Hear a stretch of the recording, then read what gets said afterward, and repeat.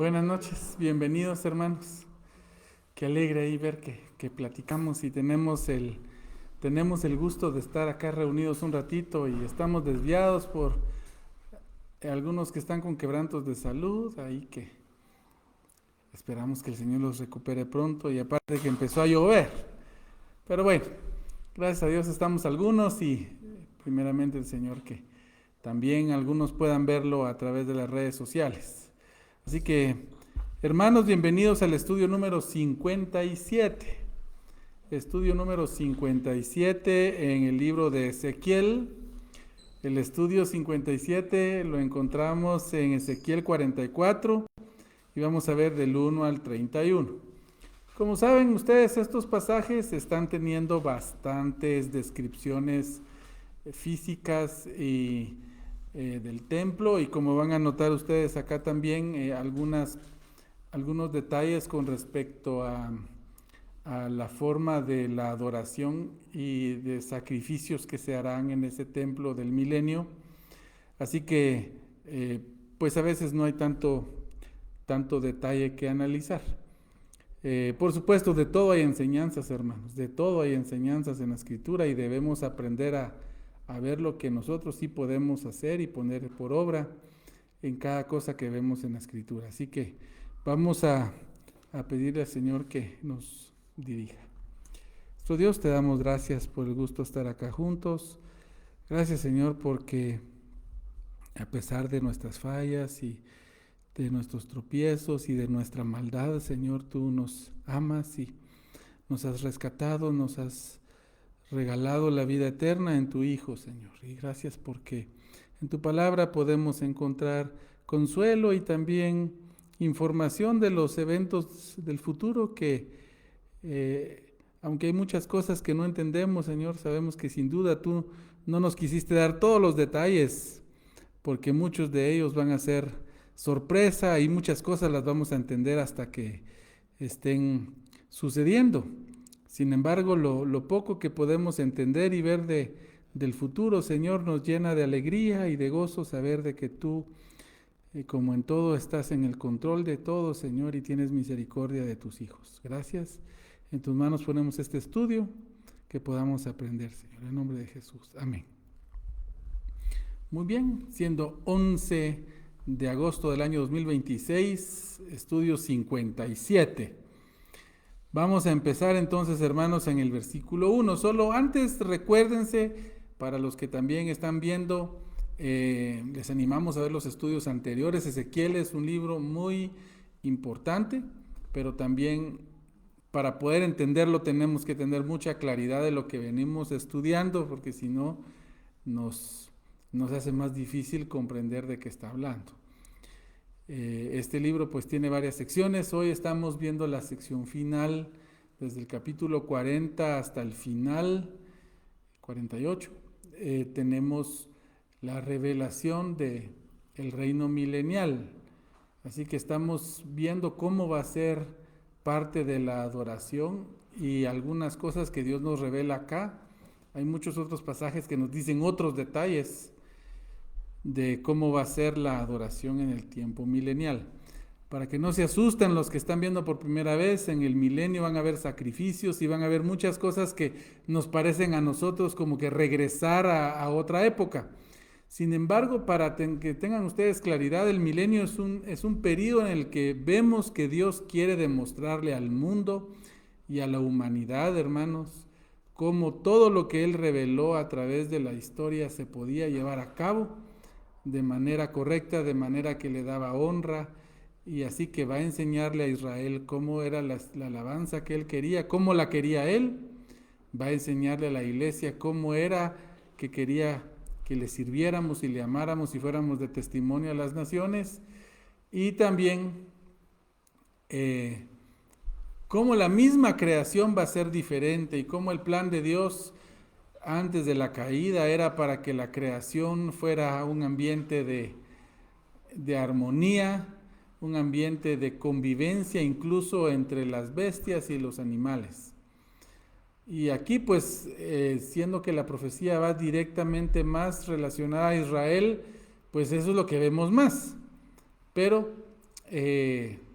Por eso es de que ustedes van a notar que ahí hay algunas cosas que a nosotros nos parecen fuera de lugar. Es otra dispensación, hermanos. Nosotros creemos que el Señor ha revelado su relación con el hombre a través de dispensaciones. Yo sé que a algunos les suena mal esa palabra ahora porque tanto que se dice de las dispensaciones y hasta nos culpan, por ejemplo, del conflicto en el Medio Oriente, que debido a los evangélicos dispensacionalistas es que hay problemas en el Medio Oriente porque ellos son los que le dan dinero a Israel y por eso Israel es tan bélico y bueno, dejando de lado las situaciones políticas, hermanos, Israel no volvió a su lugar porque la iglesia o porque alguna persona quisiera, sino es porque es el plan eterno de Dios, que Israel regresara a su lugar. Lo dice por todos lados. Y nosotros sí creemos que la palabra de Dios lo dice claramente y que es literal. Israel regresa a su tierra, como ya regresó.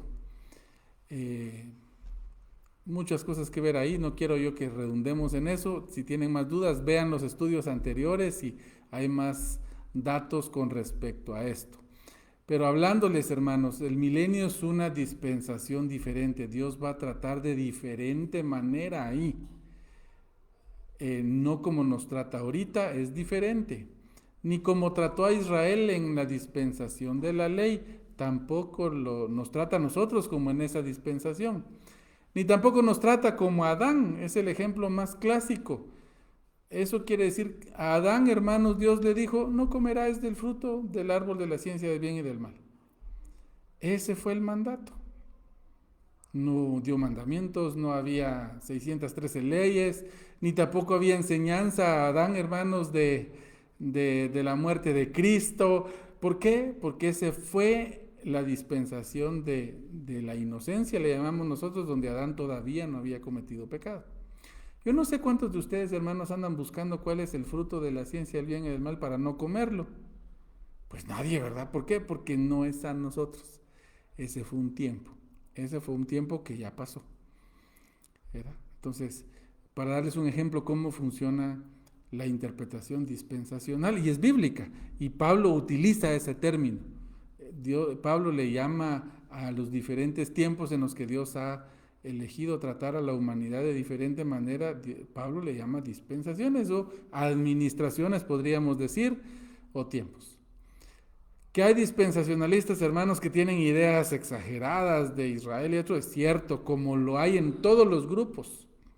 Ustedes se van a encontrar con católicos que tienen unas ideas bien raras y diferentes al catolicismo oficial, como van a encontrar también reformados que creen cosas extremas que los reformados oficiales no creen. Entonces hay que tener cuidado, generalizar lo que alguna doctrina dice a lo que algunos individuos digan, eso también hay que tener cuidado. Bueno, dicho eso, estamos en ese periodo aquí en el libro de Ezequiel, el periodo del milenio.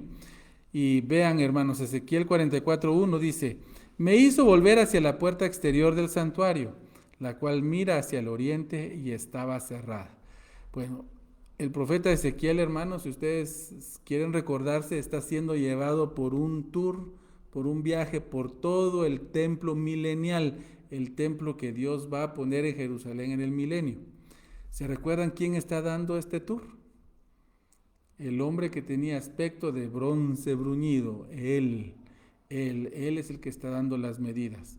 Y ya vimos en los estudios anteriores de que tiene las características, nos da a entender que Él es el Mesías, es Cristo el que está mostrándole todo esto a Ezequiel. Él dice que lo lleva a la puerta del oriente. Otra vez, hermanos, porque lo ha llevado ya varias veces, pues esta es la tercera vez si no estoy mal, según vemos en el estudio. Y dice que esta puerta estaba cerrada. La puerta está cerrada, hermanos, pero hay una razón especial y vamos a ver por qué. Pero que esta puerta esté cerrada, hermanos, y lo diga explícitamente, ¿qué nos dice que están las otras puertas? Abiertas. Si yo les digo, fíjense que entré a un lugar, pero la puerta a la cocina estaba cerrada, ¿Qué les dice eso? Que todas las demás estaban abiertas, ¿verdad? Eso es un análisis por deducción.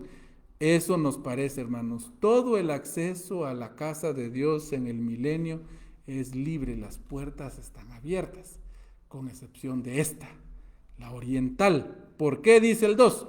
Y me dijo Jehová, esta puerta estará cerrada, no se abrirá ni entrará por ella hombre, porque Jehová, Dios de Israel, entró por ella. Estará, por tanto, cerrada.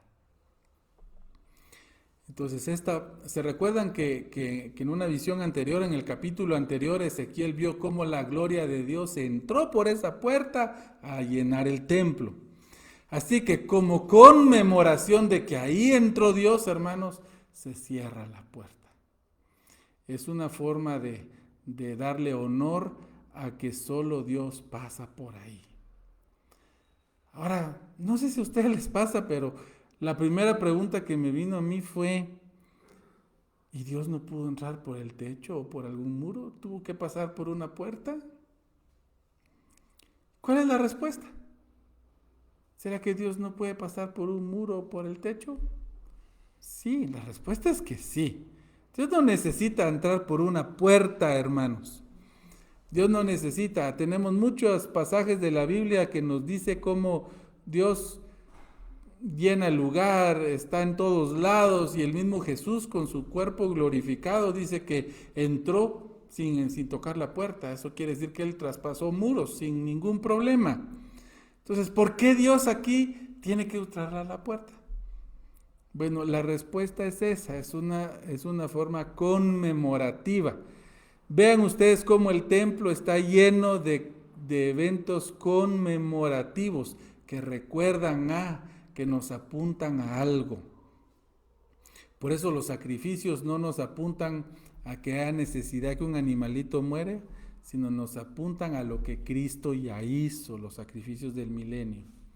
Así, hermanos, acá, que Dios pasara por esta puerta es una conmemoración de que no se puede. Ahora, ¿esto hay enseñanza para nosotros o no, hermanos? ¡Ay! ¿Saben qué es lo que a mí me hace pensar, hermanos? Que es por donde Dios está, hermanos, no debe haber nada más. Dios debe llenarnos, hermanos. Dios debe llenar nuestra vida.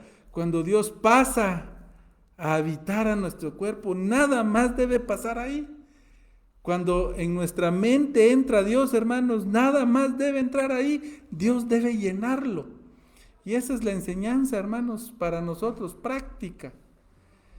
Ay, pero qué exagerado. O sea, yo no puedo pensar en nada más que no sea Dios. No estamos hablando de eso.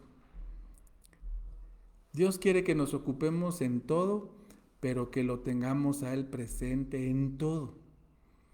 Para comer, comamos pensando y dando gracias a Dios.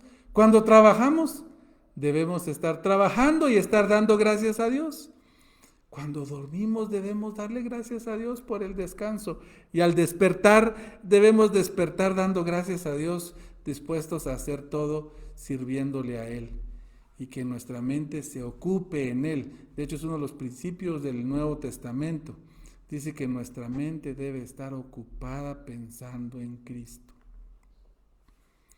Y aquí vienen los que nos acusan de santurrar. Es que ustedes solo la Biblia tienen en la cabeza, no pueden pensar en otra cosa, en ir a divertirse, hermanos. Si va a ir a divertirse, vaya dándole gracias a Dios y diviértase. ¿Será que Dios, hermanos, se ofende de que usted tenga un día de descanso, que vaya a una piscina, que vaya a la playa? No. Ahora, si en esos lugares usted está pensando en hacer cosas que van contrario a su Dios, eso es diferente y eso es lo que no debemos hacer. Así que por donde pasa Dios, hermanos, no debe pasar nada más. Y para mí fue tal vez la enseñanza más bonita que obtuve para mí de este capítulo. Lo vamos a seguir meditando. Dice el 3, en cuanto al príncipe... el 3. En cuanto al príncipe, por ser el príncipe, él se sentará ahí para comer pan delante de Jehová. ¿Qué fue eso? Sí, parece que hay juegos pirotécnicos aquí en el pueblo. Pensé que algo se había caído.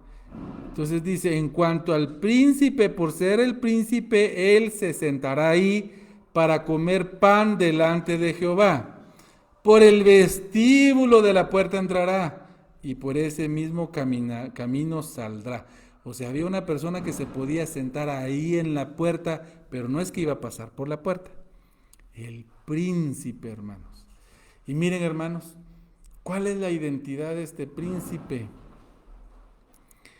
Es difícil decirles, pero primero debemos entender que el príncipe no va a pasar por esa puerta, él va a entrar por un vestíbulo aparte y se sienta y por ahí, por ese lado sale. Él, por ser el príncipe de Israel, se va a sentar ahí. Ahora, vemos, hermanos, que este príncipe no es el Mesías, no es el Señor Jesús, hermanos. Acuérdense que el Señor Jesús está representado en el hombre de apariencia de bronce refulgente o bronce bruñido que está mostrándole todo a Ezequiel. Vemos, hermanos, en Ezequiel a una figura extraña que se le llama el príncipe de tu pueblo, que se sentará en el trono de Israel y se le llama David.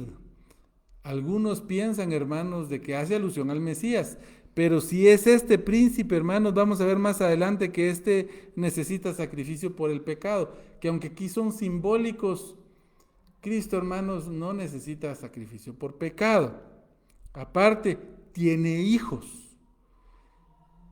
Y no vemos en la Escritura pie para pensar que el Mesías va a tener hijos durante el reino milenial. Es algo muy diferente. En tercer lugar, va a ser un gobernante de Israel. No es el gobernante mundial, que sí es el Mesías.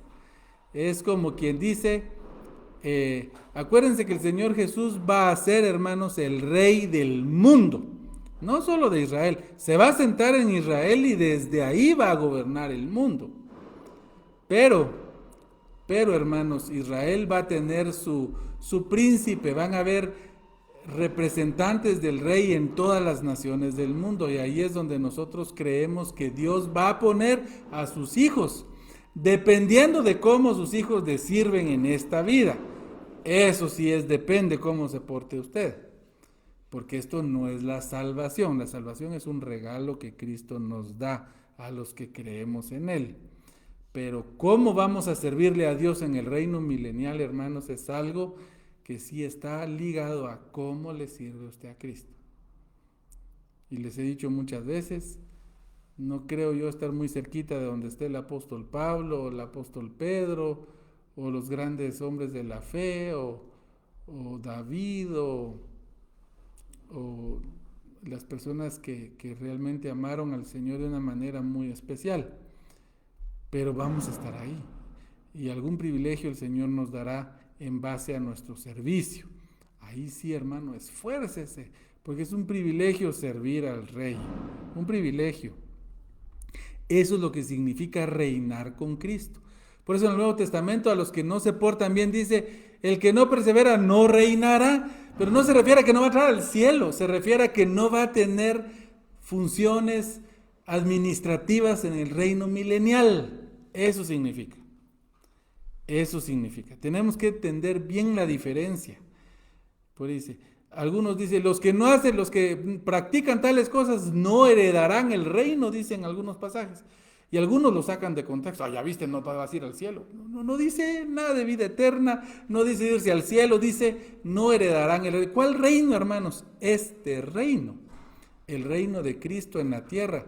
Usted no va a heredar ser parte de la función real, regia. Me refiero con real a regia. No va a ser usted representante de algo. ¿Cómo será la administración definitiva en el milenio? El Señor no nos dio tantos detalles. Pero aquí podemos ver algunas cosas. Aquí va a haber un príncipe representando a Israel que sí va a tener una posición especial ahí, por ser el que viene de Israel. Unos creen que es David.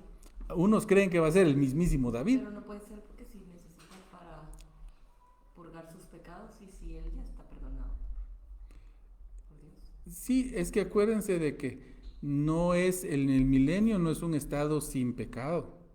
En el milenio sí hay pecado. En el Sí, milenio seguimos siendo vamos, salvos por Jesús. salvos sí, Igual. pero seguimos necesitando pedir perdón Pero no, pero por eso como si va a ser va a necesitar sacrificios para purgar los pecados, dijiste vos.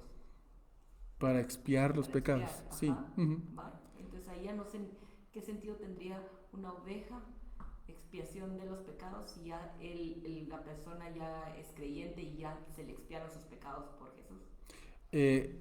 Tu pregunta es correcta, sin embargo hay un error ahí.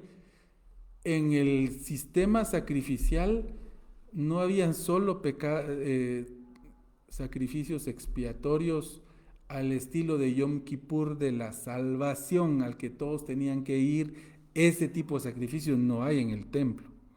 Los sacrificios expiatorios son de los pecados en los que la persona va a lo individual y dice, yo he pecado delante del Señor y traigo este sacrificio.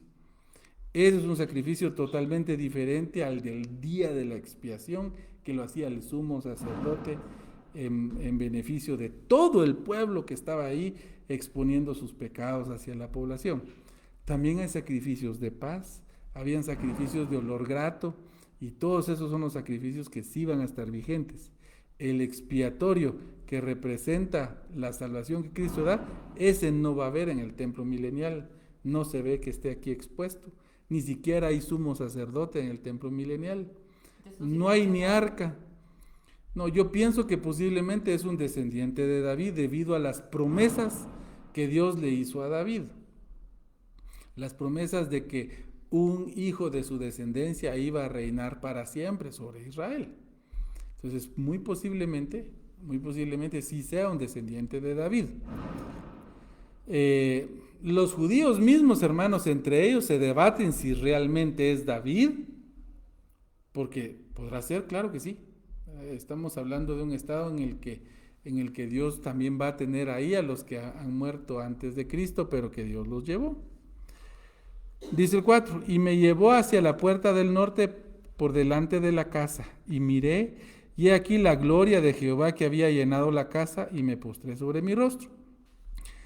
El hombre de aspecto de bronce refulgente llevó a Ezequiel a la puerta del norte. Lo quitó del camino, hermanos, para ver y oír la gloria de Jehová que había llenado el templo. Y esto lo obligó a arrodillarse en reverencia, hermanos. Esto nos habla a nosotros de cómo nosotros debemos tener una actitud de reverencia al ver, hermanos, la gloria de Dios. ¿Y dónde vemos la gloria de Dios, hermanos? En todos lados. Y eso depende de nuestra relación con Dios, pero hay gente que ve la gloria de Dios en cada cosa que hacemos. Aquí lo está viendo literalmente Ezequiel, pero nosotros vemos la gloria de Dios en su creación. Si usted nunca le ha dado gracias a Dios por ver la perfección de su creación, hermano, hay que darle gracias y honra a Dios al maravillarnos de lo que Él ha hecho, sobre todo la salvación que Él nos ha dado. Dice el 5, y me dijo Jehová, hijo de hombre, pon atención y mira con tus ojos y oye con tus oídos todo lo que yo hablo contigo sobre todas las ordenanzas de la casa de Jehová y todas sus leyes, y pon atención a las entradas de la casa y a todas las salidas del santuario. Ahora aquí noten, hermanos, cómo Dios le pide a Ezequiel expresamente que ponga mucha atención, o sea, que ponga cuidado a los detalles. ¿Cómo van a ser las salidas, las entradas y las leyes para manejarse el templo? Miren, hermanos, si alguien aquí quiere decir, no, hombre, aquí solo está simbolizando algo, es una forma muy rara de hablar de Dios y de la revelación para decir que solo es un símbolo. Y Dios sí habló así, pero Dios mismo y Ezequiel aclaraban que era un símbolo, ténganlo presente, en el mismo libro. Vimos cómo Dios habló de que iba a destruir el templo, iba a salir, los ejemplos que dio, y después Dios decía, así pasará la casa de Israel por haberse apartado de mí, haber profanado mi santuario y haberse apartado de mí, que soy su Dios. Y así van a morir en el campo, van a morir en la ciudad. Y así fue, tal y como lo dijo. así fue. Van a morir dentro de la ciudad por peste y enfermedad, así fue. Van a morir en el campo por la guerra, así fue. Y cuando usó de ejemplos, Dios lo dijo. ¿Se recuerdan de las dos varas, los dos palos que unió? Dijo, este representa, y ahí dijo, esto representa a, y dijo, ¿a qué? Ezequiel nunca dio una representación y se reservó decir que era un ejemplo. Cuando era ejemplo, dijo, esto está representando a la casa de Judá y los habitantes de Israel dentro de la tribu de Judá, y esta representa a la casa de Israel, que Dios los volverá a hacer uno. Eso representan estos dos palitos. ¿Se recuerdan? Ven cómo Ezequiel mismo dice. Ezequiel aquí por ningún lado dice, bueno, este templo es representación de una futura organización que Dios hará de todos los creyentes en Dios que se llama la iglesia. No dice. Poner eso ahí es hacer un crimen, hermanos, un crimen de interpretación. Un crimen de interpretación porque no dice que sea una alegoría. En cambio, aquí Dios le pide que ponga atención, dice el 6, y dirás a los rebeldes, a la casa de Israel, así ha dicho Jehová el Señor, basta ya de todas vuestras abominaciones, oh casa de Israel. En el momento que Ezequiel les revele todas las leyes, lo que primero tiene que hacer es pedirle a Israel que ya pare de su rebeldía. Dice el 7, de traer extranjeros incircuncisos de corazón e incircuncisos de carne para entrar en mi santuario y para contaminar mi casa, de ofrecer mi pan, la grosura y la sangre y de invalidar mi pacto con todas vuestras abominaciones. En otras palabras, hermanos, Dios no quiere que entre al templo ningún inconverso.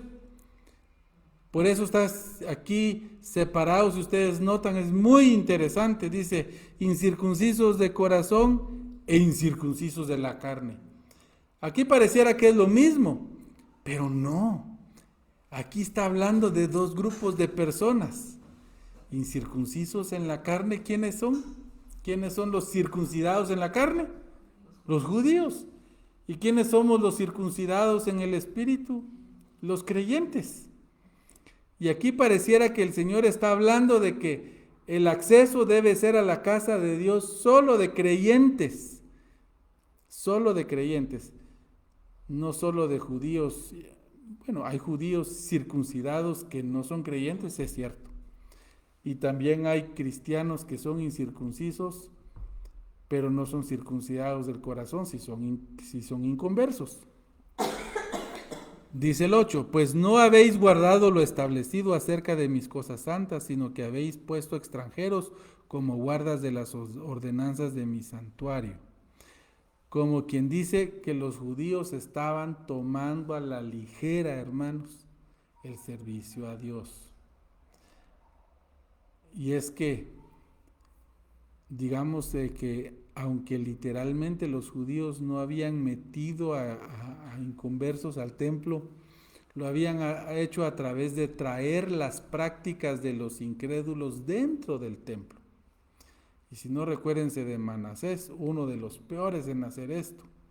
En su viajecito por Siria, lo que fue a hacer fue a copiar toda la forma de idolatría a los dioses falsos y los llevó al templo, hasta botó parte de la estructura de los atrios para poder poner plazas al estilo de los paganos, hermanos. O sea, esa profanación.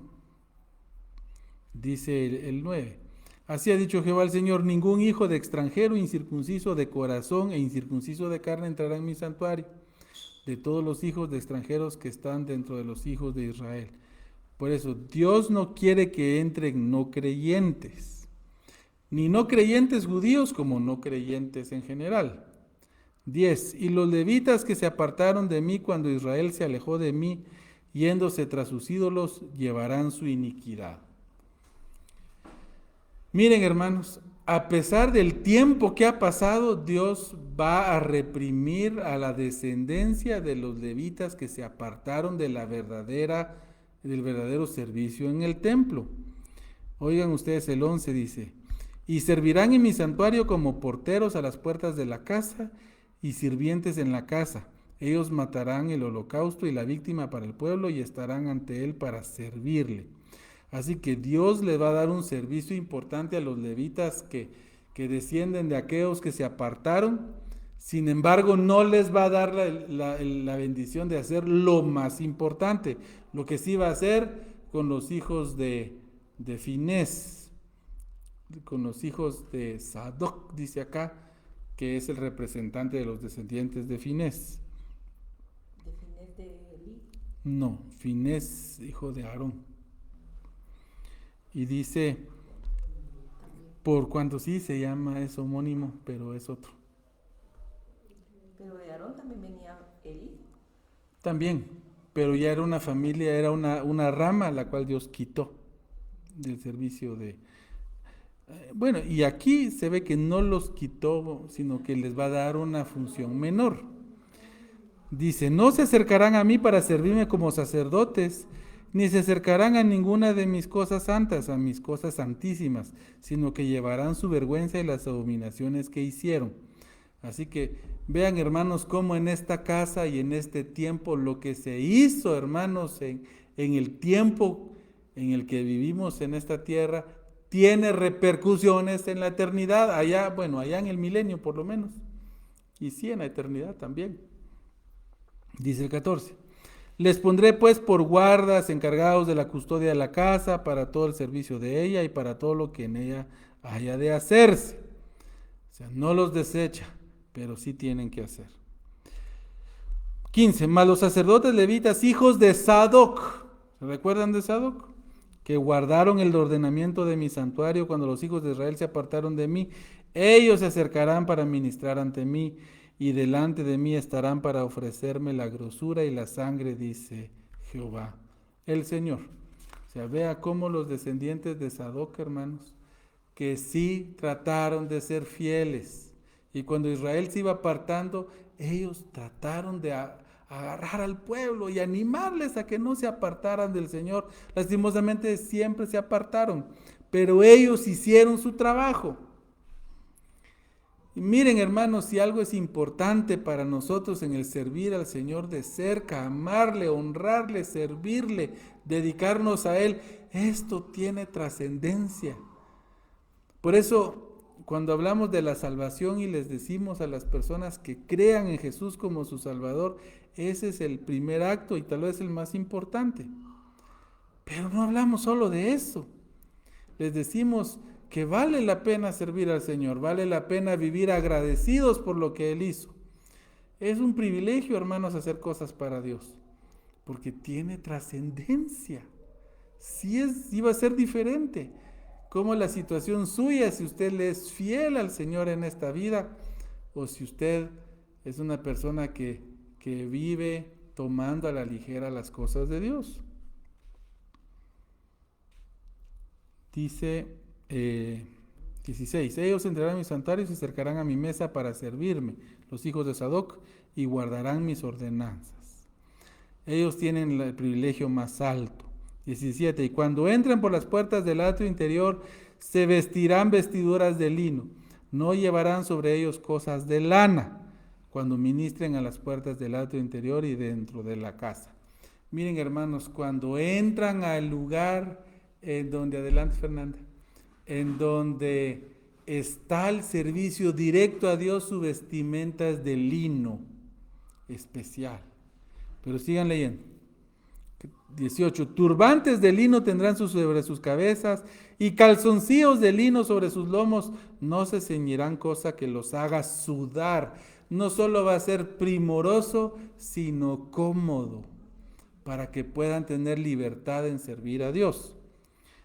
Pero oigan el 19, cuando salgan al atrio exterior, al atrio de afuera, al pueblo, se quitarán las vestiduras con que ministraron y las dejarán en las cámaras del santuario y se vestirán de otros vestidos para no santificar al pueblo con sus vestiduras. No es de que no quieran pasarle la santidad de Dios al pueblo. El punto acá, hermanos, es de que hay diferencia en cuando me dirijo a Dios y cuando me dirijo al pueblo. ¿Verdad, hermanos? De que a veces somos nosotros al revés. Cuando tenemos una gran presentación ante un público de personas, vamos con nuestras mejores galas y pulimos nuestros discursos, queremos dar un gran impacto, queremos que la gente se dé cuenta de lo mucho que sabemos, que nos preparamos y hasta nuestra vestimenta, pero cuando es algo de especial solo para Dios, lo que yo oigo más comúnmente es, bueno, Dios sabe mi corazón, Dios sabe que lo hago para Él. Y a veces hasta se excusan las personas en el púlpito y dice, ay hermanos, perdonen, pero el Señor sabe que lo hago de todo mi corazón. De todo mi corazón me preparé yo de la misma manera para presentar algo en mi trabajo, para presentar algo en mi institución académica, en la universidad. Cuando me gradué, de la misma intensidad traté yo de hacerlo bien, a cuando es algo, hago algo para el Señor.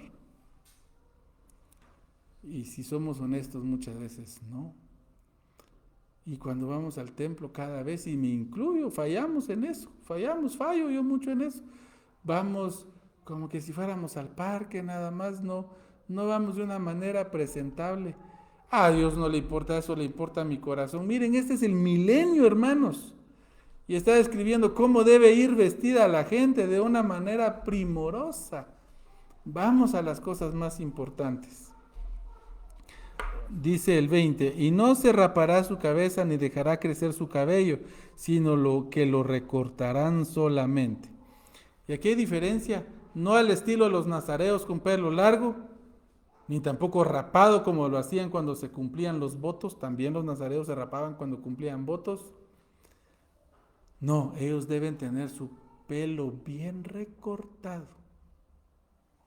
Miren, hermanos, qué interesante esto. Porque estamos en una época en la que los pastores van con colita de macho y a veces no le damos la reverencia a nuestro Dios. No, el pelo, hermanos, Dios le pone atención a cómo es nuestro corazón. ¿Estoy diciendo, hermanos, que Dios condena al que usa el pelo? No, hermanos, no estoy diciendo eso. Sí, no estoy diciendo eso, sí. No estoy diciendo que Dios condena al que tiene barba y no se la recorta, condena al que tiene el pelo largo, no. Condena al que está rapado, no. Porque le va mal a nuestro pastor por raparse. No estoy diciendo eso. Estoy diciendo que seamos intencionales en estar de la mejor manera delante de Dios. Y que a Dios sí le interesa. Es que eso es la dispensación de la ley, hermanos. No, esta es la dispensación futura nuestra en el milenio. Es diferente y futura. ¿Será que allá se van a volver anticuados y no como ahora que estamos más modernos? Dice 21, ninguno de los sacerdotes beberá vino cuando haya de entrar en el atrio interior.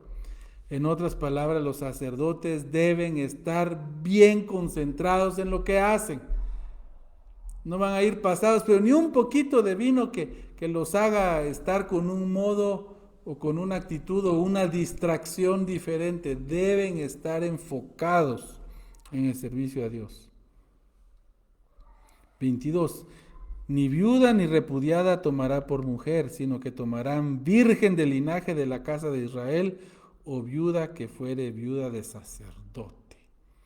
Los levitas debían ser muy cuidadosos con quien se casaba y les digo, hermanos, que el judío hoy todavía ha sido muy cuidadoso, por lo menos las familias del linaje sacerdotal han sido muy cuidadosos, hermanos, todavía mantienen sus apellidos, todavía saben de sus antepasados, de generaciones muy claras, los Leví y los Cohen, dentro de las familias de Israel, algunos todavía tienen conocimiento de algunas de su ascendencia, de sus tribus, pero los Cohen y los Leví, hermanos, tienen ese cuidado, lo han mantenido, muchos de ellos, no todos, ¿verdad? Muchos de ellos.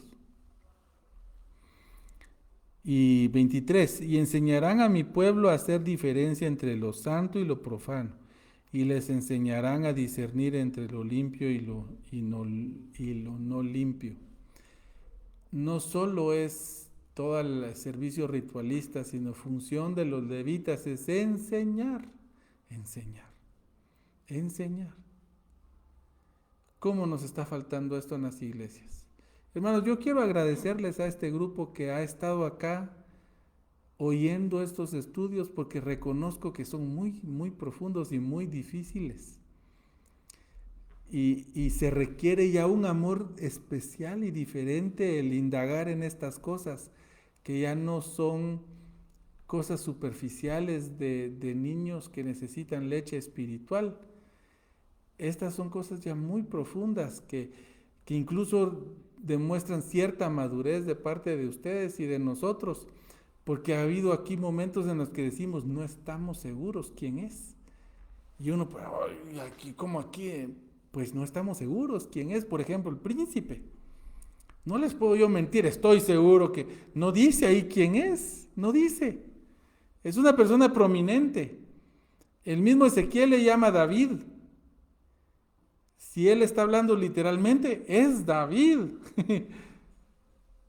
Y no es literal, sí, pero a través de la Biblia al Mesías se le llama David por ser su descendiente, y hay pasajes que dice que se le llama así por ser descendiente de David o algún gobernante de Israel. Pero gracias, hermanos, porque la palabra de Dios es toda, no solo los pasajes que siempre estudiamos y que sí nos gustan y nos sabemos de memoria y que son más fáciles de entender. Hermanos, la escritura es toda. Y estos libros, hermanos, de profecía, y cuando me toque la próxima vez vamos a ver Zacarías, porque es el otro libro hermano de que también habla mucho más de todavía del tiempo milenial y del tiempo del reinado del Mesías, y da mucho más detalles directos del Mesías. Y es un libro bastante más pequeño también. Pero miren, hermanos, hay que verlos porque están tan vigentes, hermanos, como el conflicto con Irán. Hermanos, nunca en la historia Israel ha tenido un conflicto con Irán. Nunca. Es más, siempre habían sido naciones amigas y hermanas. Siempre. Desde tiempos del rey Darío y rey Ciro, que conquistaron a Babilonia, y ellos se quedaron con los esclavos de Babilonia, pero ellos fueron los que liberaron a Judá y los mandaron a construir su ciudad, los mandaron a construir su templo. Incluso el mismo Ciro, hermanos, financió con dinero del reino persa, medo-persa, la construcción. O sea, Israel, hermanos, ese es debate judío. Dentro de los estudiosos hebreos es debate, ¿cómo es que Persia nos va a invadir? O sea, Irán no les cabe en la mente. Pero enciendan la televisión hoy, vean con quién es el problema hoy. Y Ezequiel habla de eso. Ante nuestros ojos se están empezando a cumplir este tipo de eventos. Es vigente, hermanos, es vigente. Y por eso es que muchos estudiosos bíblicos empiezan a decir, ya no tardan a aparecer Turquía en el escenario de este conflicto. Ahí está apareciendo ya en el contexto, hermanos, de Turquía. Ya no tardan a aparecer Rusia. Ahí está Rusia en este contexto, precisamente de enemistad con Israel. Y que dice, hermanos, de cómo va a ser la relación de las naciones con Israel en los últimos días, antes del establecimiento del reino del Mesías. Dice que serán aborrecidos de todas las naciones. Son palabras de Jesús que les dijo. En aquel tiempo, dice, seréis aborrecidos de todas las naciones. Eso no puede estarle diciendo a la iglesia. O sea, si yo no soy aborrecido de las naciones, yo soy parte de las naciones, yo soy guatemalteco. Ahí se refiere a judíos. Y después Jesús dice a los que estén en Judea, dice, no vayan a recoger sus cosas, dice, váyanse de la azotea, váyanse directo, huyan, porque ahí viene la invasión de las naciones, hermanos. Las naciones enteras van a odiar a Israel y ya estamos viendo esto. Ya lo estamos viendo. Sea pagados por algunos grupos o por lo que sea, ya lo estamos viendo. O sea, hermanos, estamos viendo ante nuestros ojos el comienzo del cumplimiento de estas profecías. Y yo no me la estoy inventando, ustedes lo han visto, vieron cómo ahí Persia que es Irán, hermanos, está en las noticias de hoy. Ahí anda Netanyahu y Trump ahí decidiendo que si van o no atacan. Y hermanos, ¿saben por qué no se ponen de acuerdo? ¿Saben por qué Trump no quiere? ¿Saben por qué Netanyahu titubean con eso? Porque ellos sí tienen la situación moral de no matar gente inocente. ¿Creen ustedes que Estados Unidos y Israel no tienen la potencia para destruir y hacer añicos todo lo que está ahí? Sí, hermanos, lo pueden hacer. Pregúntenle a los japoneses, pregúntenles. Bombas atómicas pueden destruir por completo, sin ningún problema. Y el país que brinque, otra bomba si quieren. Claro que hay el poder para hacer. ¿Por qué no lo hacen? Porque la moral de Occidente, la moral aunque hay mucho problema moral, no digo que sean perfectos. Yo no creo que Trump, hermano, sea una persona espiritual, no es. Pero tiene, hermanos, tiene el peso de estar en una nación que por mucho tiempo han oído el Evangelio, crecieron con la Biblia, saben y no es tan fácil. Lo mismo pasa, ¿creen ustedes que Israel no puede arrasar con Gaza así? No pueden, es algo moral, no pueden destruir así a las personas. Sin embargo, el mundo entero ya está en contra. Y va a estar en contra, hagan lo que hagan, van a estar en contra.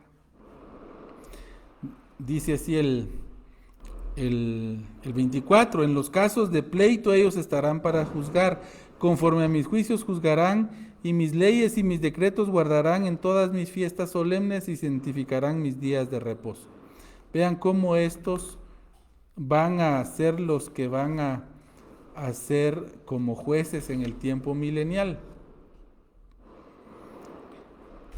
25. No se acercarán a hombre muerto para contaminarse, pero por padre o madre, hijo o hija, hermano o hermana que no haya tenido marido, sí podrán contaminarse.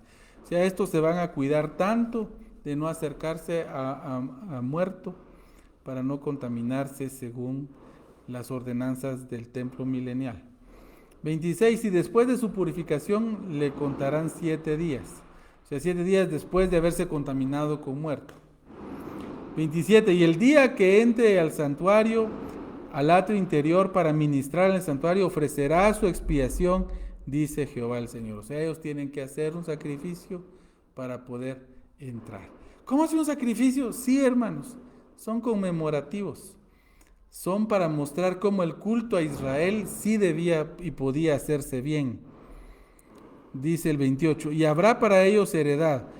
Yo seré su heredad, pero no les daréis posesión en Israel. Yo soy su posesión. Los pobres levitas decimos, ¿verdad? Pero no pobres, porque a todos los demás les dan un pedazo de tierra. A ellos es Dios su heredad. Qué mejor, ¿verdad, hermanos? 29. La ofrenda de la expiación y el sacrificio por el pecado comerán, y toda cosa consagrada en Israel será de ellos. 30. Y las primicias de todos los primeros frutos de todo, y toda la ofrenda de todo lo que se presente de todas vuestras ofrendas, será de los sacerdotes. Asimismo, daréis al sacerdote las primicias de toda vuestra masa, para que repose la bendición en vuestras casas.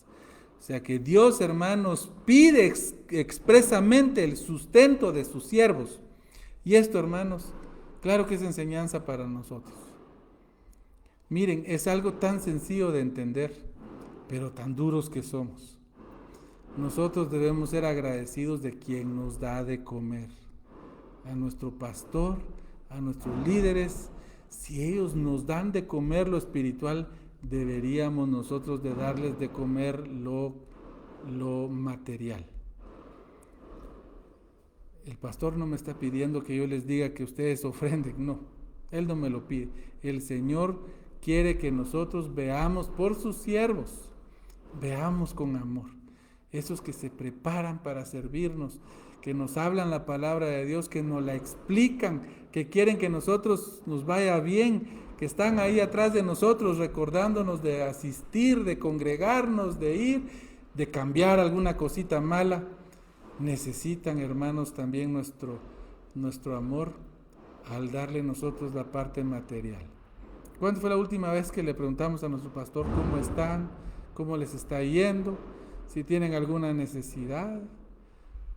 Hagámoslo, hermanos. Y si nos da pena, por lo menos que no nos falte dar ahí en nuestra congregación para que el liderazgo pueda asegurarse de que el pastor tenga su sustento. 31. Ninguna cosa mortecina ni desgarrada, así de aves como de animales, comerán los sacerdotes. Esto sí es muy parecido a la ley levítica, hermanos, muy parecida. No debían comer cosa desgarrada o muerta. Digamos, encontrar un animalito muerto, ese no se puede comer.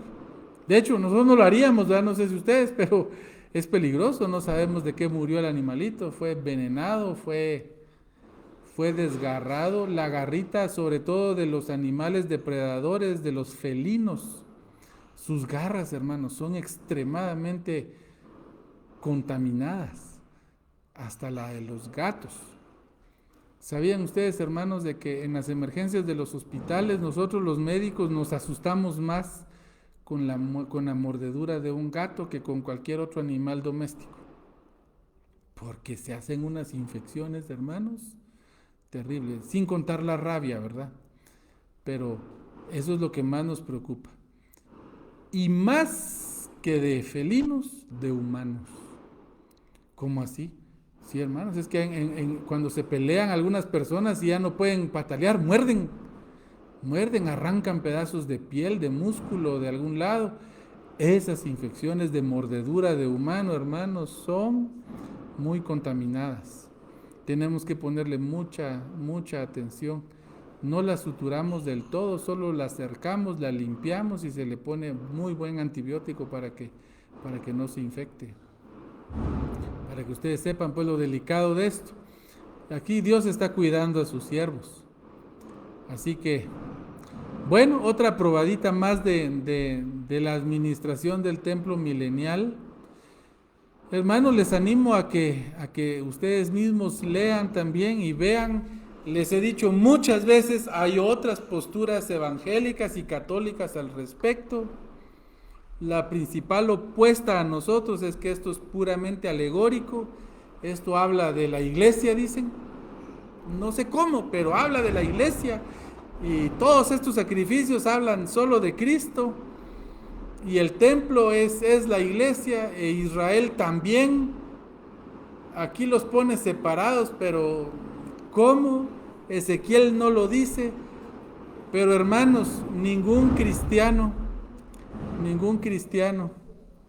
que cree en Jesús como su Salvador, pero ve esto de otra manera, está condenado, porque la salvación no es por cómo ve usted la escatología.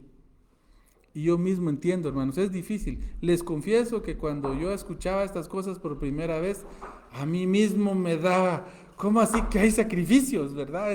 Es algo que nosotros no, sobre todo si no lo hemos oído, nos hace dudar al inicio de que pueda ser así.